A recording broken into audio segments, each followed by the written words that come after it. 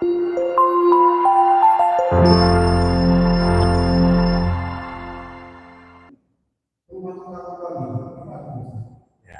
begini Pak.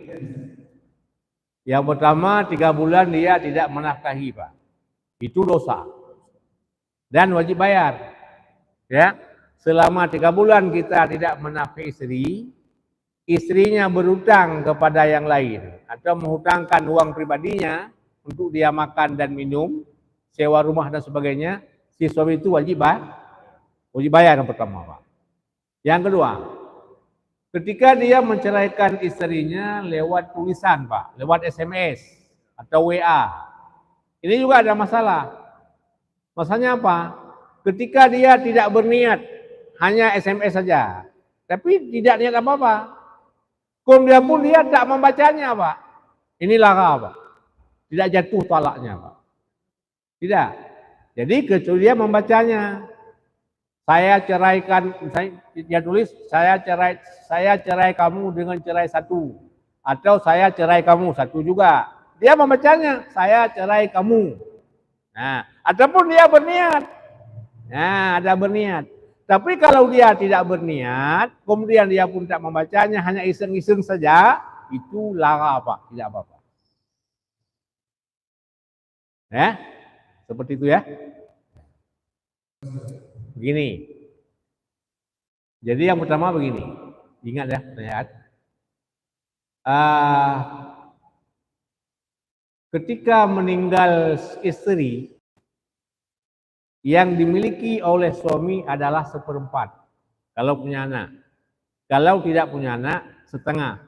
Yang lain tetap kepada orang lain Pak, pada orang lain, pada keluarganya yang lain. Itu memang harta dia Pak.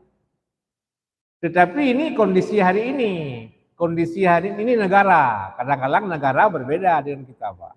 Negara semua itu tetap kepada suami Pak. Dan sebaliknya tetap kepada istri. Sama halnya misalnya uang asuransi. Kemarin saya tanya sama Pak Anwar.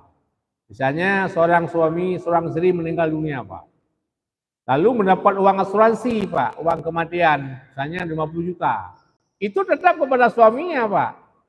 Walaupun dia mesti punya ayah, mesti punya ibu, tetap kepada suaminya. Dan sebaliknya, kalau suaminya meninggal tetap kepada istri. Ini negara seperti itu. Tetapi agama tetap berlaku hukum waris. Hukum waris macam saya katakan tadi. Nah, kemudian yang kedua, ketika kita belum menikah, kita punya harta. Suami punya harta, apakah hartanya itu harta dari mana, ataupun harta warisan daripada orang tuanya. Istri pun punya harta. Itu namanya dalam fikih adalah harta bawaan. Harta masing-masing Pak. Harta masing-masing. Harta masing-masing itulah yang jadi ahli waris, yang mengalir kepada siapa yang meninggal. Kalau meninggal suami kepada istri, dengan jumlah tersebut, kalau jumlah istri meninggal istri kepada suami dengan persen tersebut. Nah, kemudian ketika kita menikah dengan seorang istri, dalam pernikahan kita punya harta apa? Semua harta yang timbul senama dalam pernikahan itu namanya harta gonogini. Harta gonogini. Ketika itu harta gonogini, ini berlaku hukum gonogini. Kalau di daerah kita, harta gonogini itu bagi dua Pak. Siapa yang meninggal tetap bagi dua.